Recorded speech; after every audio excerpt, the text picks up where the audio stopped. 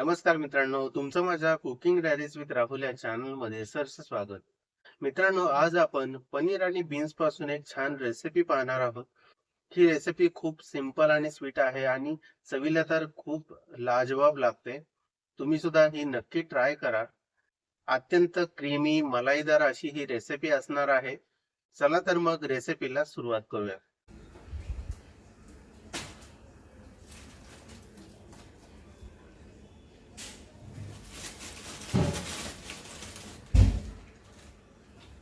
तर मित्रांनो, ही रेसिपी बनवण्यासाठी इथे मी थोडेसे बीन्स घेतलेले आहेत आणि इथे पनीर आहे माझ्याजवळ.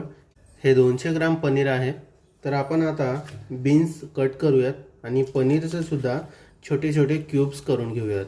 हे पहा मित्रांनो, पनीरचे मी क्यूब्स करून घेतलेले आहेत. तसेच बीन्स चिरून घेतलेले आहेत. इथे 4 मीडियम साईजचे कांदे घेतलेले आहेत. आता कांद्यांमधला हा जो पिवळसर भाग असतो तो काढायचा आहे. ते पहा मी काढून घेतलेला आहे. तसेच एक टोमॅटो आपल्याला लागणार आहे.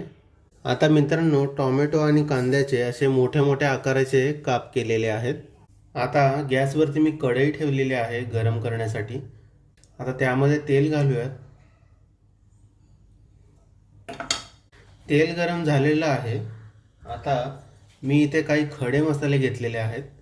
थोडीशी दालचिनी, 4 ते 5 लवंग, 4 ते 5 काळी मिरी, एक हिरवी वेलची आहे आणि एक चक्री फूल आहे. आता हे तेलामध्ये आपण थोडंसं फ्राय करून घेऊया. गॅस आता एकदम लो करून ठेवायचा आहे. आता आपण यामध्ये कांदा घालूया. कांदा थोडासा परतून घ्यायचा आहे 2-3 मिनिट.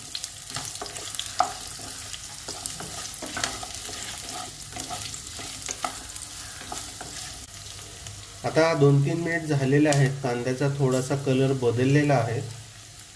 त्यामध्ये आता मी इथे काजू घेतलेले आहेत अर्धी वाटी, ते घालूयात. सोबतच हिरवी मिरची चिरून घेतलेली आहे. 4 ते 5 हिरव्या मिरच्या आहेत हे सुद्धा घालूयात. आणि आता व्यवस्थित 3 ते 4 मिनिट परतून घेऊयात. आता मित्रांनो, कांदा आणि काजू मिरची हे सगळं आता परतून झालेलं आहे. आता गॅस बंद करूयात आणि हे मिश्रण थंड होऊन देऊयात. आता मिश्रण थंड होत आहे, तोपर्यंत आपण पुढची प्रोसेस करूयात.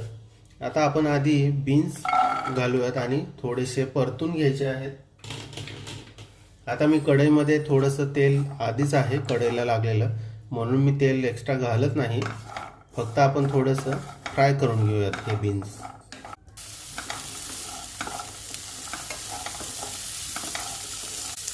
आता बीन्स फ्राय करून झालेले आहेत. कमीत कमी 2-3 मिनिट हे फ्राय मी करून घेतलेले आहेत. आता हे आपण बाजूला काढून ठेवूया. आता याच कढईमध्ये छोटासा क्यूब आपण बटर घालूया.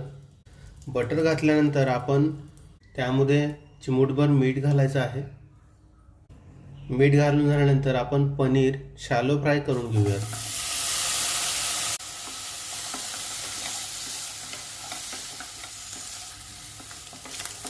तुम्ही इथे पाहू शकता, पनीर आता शॅलो फ्राय करून झालेलं आहे. आता हे सुद्धा एका डिशमध्ये आपण काढून घेऊया. आता हे मिश्रण आता थंड झालेलं आहे. आता मिक्सरमध्ये घालूयात. किंचित पाणी घालायचं आहे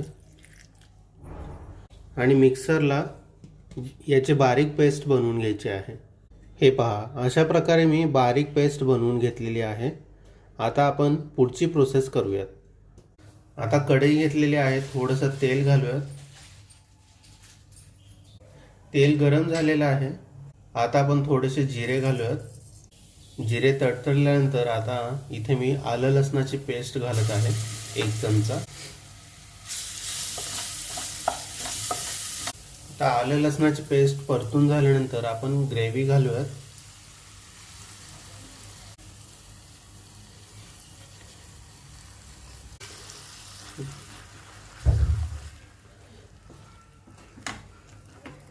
आता ग्रेव्ही घातल्यानंतर आलं लसणाच्या पेस्टमध्ये चांगली मिक्स करून घेऊयात. आता ही ग्रेव्ही आपल्याला 2-3 मिनिट चांगली शिजवायची आहे. सतत हलवत राहायचं आहे, कारण आपण या ग्रेव्हीमध्ये काजू घातलेला आहे. काजू खाली चिकटण्याची शक्यता असते. आता ही नॉनस्टिक कढई आहे त्यामुळे जास्त चिकटणार नाही. आता थोडंसं पाणी घालूयात. तुम्ही इथे पाहू शकता. आता मी ग्रेव्ही 3 ते 4 मिनिट चांगली शिजवून घेतलेली आहे. चांगली उकळायला लागलेली आहे ग्रेव्ही. आता आपण यामध्ये बीन्स घालूयात. बीन्स घातल्यानंतर मिक्स करून घेऊयात. आता चवीपुरता मीठ घालूयात आणि इथे अर्धा चमचा गरम मसाला घेतलेला आहे तो घालूयात. आता मीठ आणि गरम मसाला मिश्रणामध्ये मिक्स करूयात. मिक्स करून झालेला आहे. आता आपल्याला बीन्स शिजवून घ्यायचे आहेत त्यामुळे आता आपण थोडंसं पाणी घालूयात. मिक्सरच्या भांड्यामध्ये थोडंसं मसाला राहिला होता त्यामध्ये मी पाणी घातलेलं आहे. थोडंसं पाणी अजून घालूयात. पाणी घालून झाल्यानंतर मिक्स करून घेऊयात. आता झाकण घालूयात आणि 10 मिनिट बीन्स शिजवून घेऊयात. हे पहा मित्रांनो, माझ्याजवळ फ्रेश क्रीम नव्हती म्हणून मी इथे दुधाची साय अशी काढून घेतलेली आहे. आता ही दुधाची साय आपण अशी फेटून घेऊयात म्हणजे आपली फ्रेश क्रीम तयार होईल जी आपण या रेसिपीमध्ये वापरणार आहोत.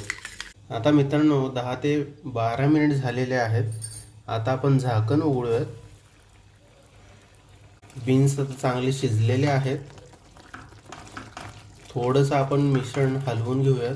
आता आपण थोड्या वेळापूर्वी फ्राय करून घेतलेला पनीर घालूयात. सोबतच इथे थोडीशी कोथिंबीर चिरून घेतलेली आहे ती घालूयात. आता पनीर आणि कोथिंबीर व्यवस्थित मिक्स करून घेऊयात. या भाजीचा वास खूप छान सुटलेला आहे. भाजीच्या टेक्स्चरवरूनच तुम्हाला किती क्रीमी झालेली आहे ते कळत असेल. आता ही दुधावरची साय जी फेटून घेतली होती ती घालूयात. आता ही क्रीम भाजीमध्ये व्यवस्थित मिक्स करून घेऊयात. क्रीम घातल्याने या भाजीला अजूनच चव चांगली येते. तर आपली ही बीन्स आणि पनीरची एकदम चविष्ट आणि मलाईदार भाजी तयार आहे. तर आपण आता ही गरमागरम सर्व करूयात.